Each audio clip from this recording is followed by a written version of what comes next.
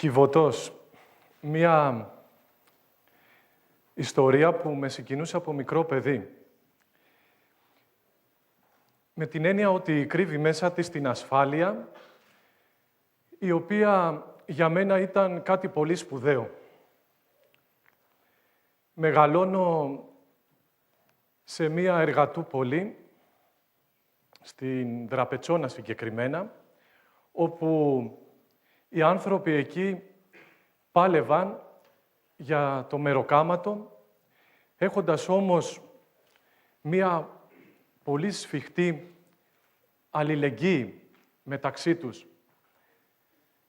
Οι εικόνες και οι καταβολές μου προέρχονταν λοιπόν από μία φτωχή οικογένεια, η οποία όμως μας είχε διδάξει ότι ο πλούτος δεν είχε να κάνει σχέση τόσο με την τσέπη, όσο με το τι ο καθένας μας μπορεί να προσφέρει γύρω του.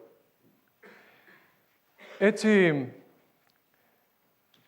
ξαφνικά, μεγαλώνοντας με όλα αυτά τα βιώματα, ακούω για πρώτη φορά τις περιοχές Ακαδημία Πλάτωνος και Κολωνός, όταν με διορίζουν ιερέα στη συγκεκριμένη περιοχή. Κατά κάποιον τρόπο, πέφτω ως αλεξιπτωτιστής σε μια περιοχή την οποία ούτε τη γνώριζα, ούτε και ήξερα τι σημαίνει αυτό. Με συνόδευαν όμως τα λόγια ενός καθηγητή μου που με είχε συμβουλεύσει λέγοντάς μου ότι αυτός που θα αποφασίσει να γίνει ιερέας πάβει να ζει για τον εαυτό του και ζει για τους άλλους. Έρχομαι λοιπόν σε αυτή την περιοχή και αντικρίζω μια σκληρή πραγματικότητα, την οποία λίγο ως πολύ την είχα ζήσει και εγώ και ήξερα πώς μπορεί να βγει κάποιος από εκεί μέσα. Ερχόμενος λοιπόν την πρώτη ημέρα στο ναό, προσπάθησα με όλη την αγωνία και τους φόβους μου, το πώς θα πάνε τα πράγματα, να αντιληφθώ τι συμβαίνει γύρω μου. Μπαίνοντας λοιπόν μέσα, άρχιζα να ανεβαίνω τα σκαλιά, δρασκελίζοντας ανάμεσα σε ανθρώπους εμπερίστατους, που βρίσκονταν σε ακραία κατάσταση, άνθρωποι οι οποίοι ήταν μέσα στο πρόβλημα των ουσιών, παιδιά τα οποία πρωινές ώρες που λειτουργούσαν τα σχολεία βρίσκονταν έξω και ασχολούνταν με οτιδήποτε άλλο εκτός από αυτό που πρέπει, και όλο αυτό σαν πρώτη εικόνα μου δίνει ένα έναυσμα ότι, ξέρεις κάτι, εγώ δεν μπορώ να περιοριστώ σε αυτή τη στενή έννοια ότι ο ιερέας θα πρέπει να μείνει μέσα στο συγκεκριμένο χώρο και να κλείσει τα μάτια στην γύρω πραγματικότητα. Και λέω, τουλάχιστον για αυτούς τους ανθρώπους που εγώ βλέπω μπροστά μου. Και αποφάσισα λοιπόν να ανοιχθώ προς τα έξω. Κάνω το βήμα προς την πλατεία. Όχι για να τους πω ότι αυτοί δεν είναι καλοί και εγώ είμαι καλύτερος. Και όταν λέω στην πλατεία, εννοώ στα παιδιά της πλατείας, τα οποία ήδη είχαν αναπτύξει παραβατική συμπεριφορά, παιδιά από 12 έως 18 χρονών, Ελληνόπουλα, που δεν είχαν τελειώσει το δημοτικό. Παιδιά που πίστευαν ως αξίες το να τη φέρουν, όπως λέμε, κοινά στον άλλον και να τον κοροϊδέψουν. Παιδιά που θεωρούσαν ότι δεν είναι αδικία να αρπάξω από αυτόν που έχει περισσότερα. Τη στιγμή που βίωναν την αδικία και την περιθωριοποίηση, τη στιγμή που κανένας δεν νοιάζονταν για αυτούς. Έτσι λοιπόν ανοίγομαι προς τα έξω και πηγαίνω συγκεκριμένα στο γήπεδο μπάσκετ που βρισκόταν μπροστά στην πλατεία. Έτυχε να γνωρίζω καλά μπάσκετ. Το χρησιμοποίησα με την έννοια ότι ήταν ένας τρόπος να δω και το τι συμβαίνει γύρω μου. Ερχόμενος κάποιος σε αυτή την περιοχή, αμέσως η ατμόσφαιρα μιλάει από μόνη της, μυρίζει δηλαδή ότι κάτι δεν πάει καλά. Και μόνο η παρουσία μου, ο παπάς, ας πούμε, με το ράσο, είναι κάτι που αποθεί και είναι το ταμπού, το ιερό, το απόμακρο, που τέλος πάντων δημιουργεί όχι και τόσο θετικά αισθήματα. Οπότε αυτό ήταν μια δύσκολη κίνηση. Παρ' όλα αυτά όμως προσπάθησα και έδειξα την αλήθεια μου. Δεν προσποιήθηκα ότι ξέρω μπάσκετ, ήξερα μπάσκετ. Και αυτό το κατάλαβαν ακριβώς με την έννοια ότι σε κάποια στιγμή έπαθαν σοκ. Πίστευαν ότι ο παπάς είναι μόνο για συγκεκριμένα άλλα πράγματα, εκτός από το να βρίσκεται μέσα στη ζωή. Και έτσι σιγά σιγά αρχίζει να σπάει ο πάγος και να μου ανοίγουν την καρδιά τους. Και μετά από ένα κοπιαστικό αγώνα, οι δρομένοι αρχίσαμε την κουβέντα και άρχισαν να μου λένε όλες τις αμφιβολίες τους, να αμφισβητούν τα πάντα. Και εγώ απλά να τους ακούσω και να τους δείξω με ηρεμία και πραότητα και ειρήνη ψυχής. Πιστεύω ότι τα λόγια και ότι να βγει κάποιος και να πει, ξέρετε, ότι ο Χριστός σώζει σε παιδιά τα οποία προέρχονται από κατακερματισμένες οικογένειες που έχουν υποστεί 1002 βάσανα, αυτό μπορεί να μην λέει κάτι. Αυτό όμως που τους λέει πολλά είναι ότι βγαίνεις και νοιάζεσαι για αυτούς.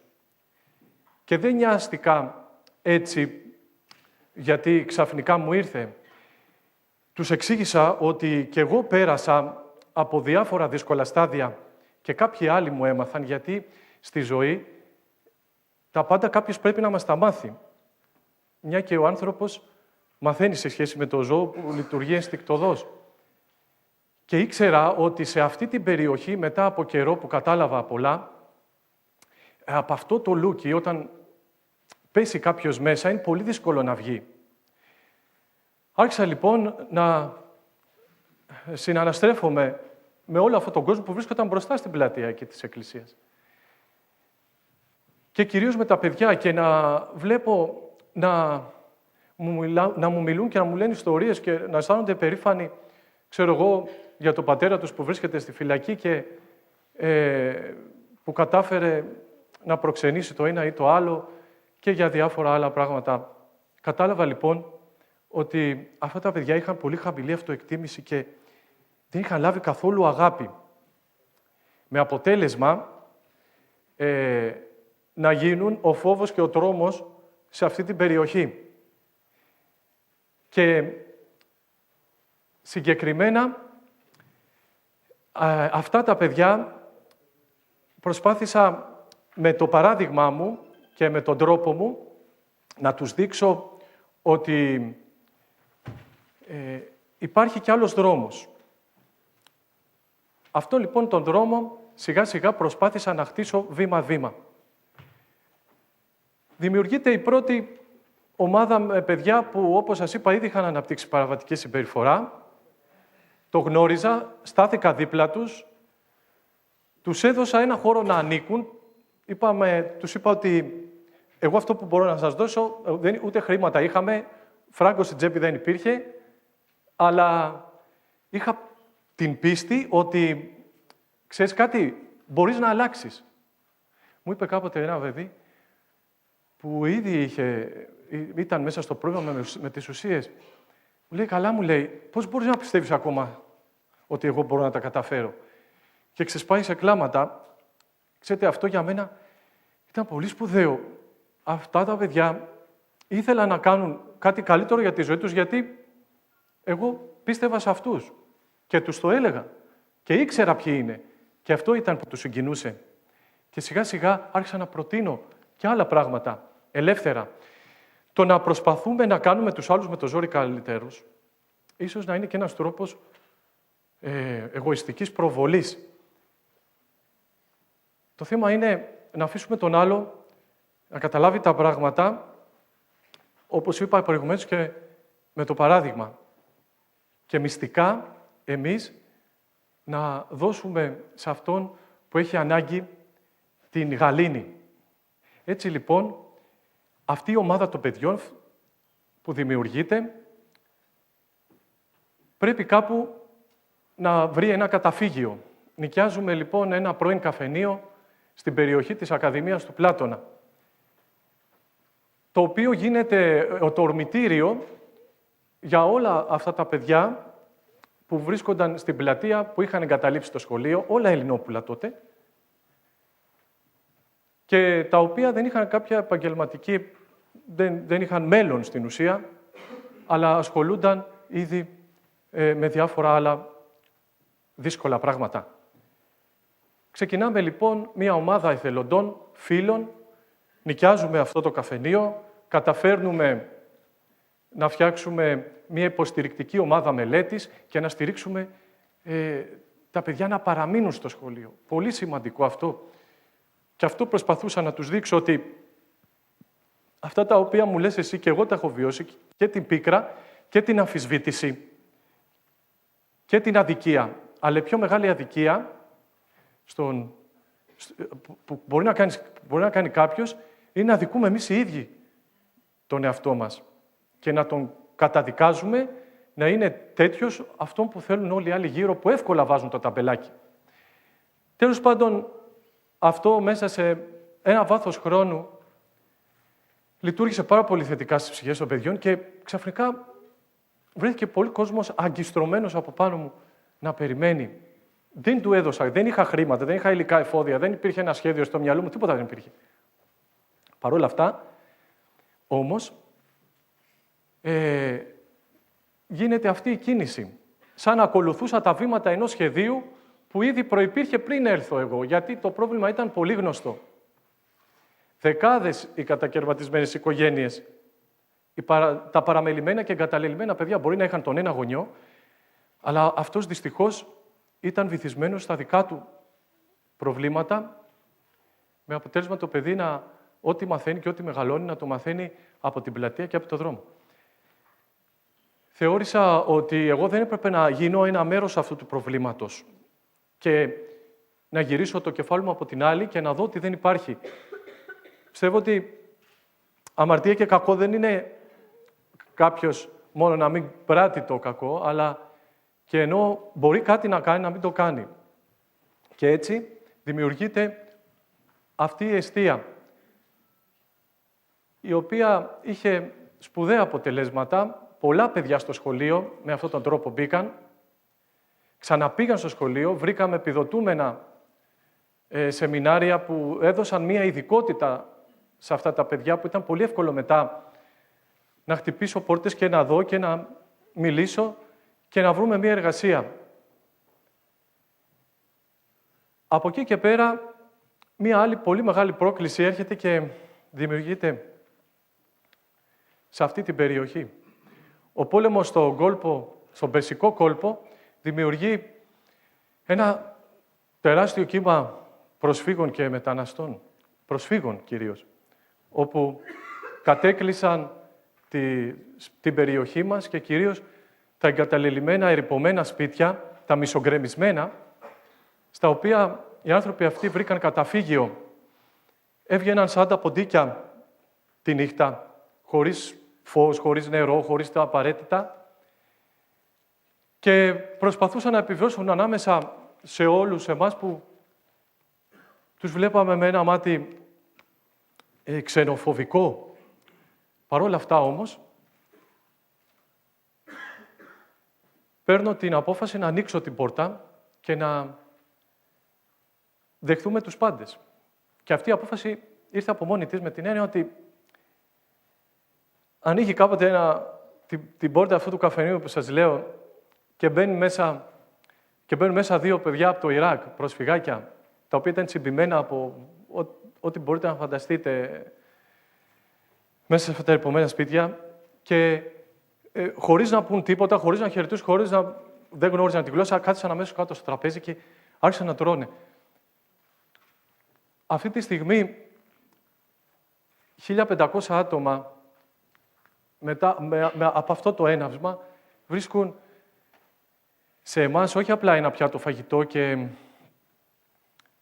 ένα ρούχο, την ιατροφαρμακευτική περίθαλψη, βρίσκουν τα βασικά, τα εμβόλια, τα βιβλιάρια υγείας που χρειάζονται για να γράψουμε αυτά τα σχολεία, να τα πάρουμε από τον δρόμο και να τα βάλουμε σε αυτή τη διαδικασία να έχουν ένα μέλλον. Βρίσκουν κυρίως σεβασμό και αξιοπρέπεια, η οποία αυτή αξιοπρέπεια, ξέρετε, λέω μερικές φορές πόσο κοστίζει. Σκέφτομαι πολλές φορές το να πάει ένα παιδί στο σχολείο, το να βγει από αυτή την κατάδια, κοστίζει από 150-200 ευρώ, ξέρω εγώ, λίγο νιάξιμο από τον καθένα μας. Υπάρχουν πάνω από 500 εθελοντές. Σκέφτομαι γιατί όλοι αυτοί οι άνθρωποι άφησαν τα σπίτια τους και βρίσκονται γύρω σε εμάς. Απλά πιστεύω ότι η αγάπη είναι μεταδοτική. Κάποιος πρέπει να ξεκινήσει αυτό το πράγμα και από εκεί και πέρα μετά όλα τα υπόλοιπα οδηγούνται από μόνα τους. Πολλοί λένε σήμερα, πάρα πολλοί, πιστεύουμε ότι σήμερα θαύματα δεν γίνονται. Προσωπικά, εγώ ζω μέσα σε ένα θαύμα τέτοιο. Και το τίμημα για να ζήσει κάποιος αυτή την αλλαγή στη ζωή του, αλλά και στη γειτονιά του και στους γύρω του, είναι να μπορέσει να σηκωθεί από τη θέση του και να πιστέψει σε αυτό που πραγματικά έχει στο μυαλό του. Και εγώ το πίστεψα με όλη μου την καρδιά. Πίστεψα για αυτά τα παιδιά, πίστεψα ότι δεν είναι δυνατόν η αδικία ποτέ να είναι ευλογημένη. Και πάλεψα και αγωνίστηκα με όλες μου τις δυνάμεις να δώσω αυτό το μικρό παράδειγμα, το οποίο μίλησε από μόνο του στις καρδιές όλων αυτών των ανθρώπων και όλου αυτού του κόσμου, δημιουργώντας αυτό που είδατε προηγουμένως, μια πολύ μεγάλη κοινότητα αυτή τη στιγμή ανθρώπων, γύρω στα 2.000 άτομα, τα οποία ζουν και υποστηρίζονται από την Κιβωτό, όχι σαν δεκανίκια, αλλά σαν ένας τόπος ο οποίος δίνει όθηση στα παιδιά να σπουδάσουν, να έχουν ένα μέλλον, να πατούν στα ίδια τους τα πόδια. Ευχαριστώ.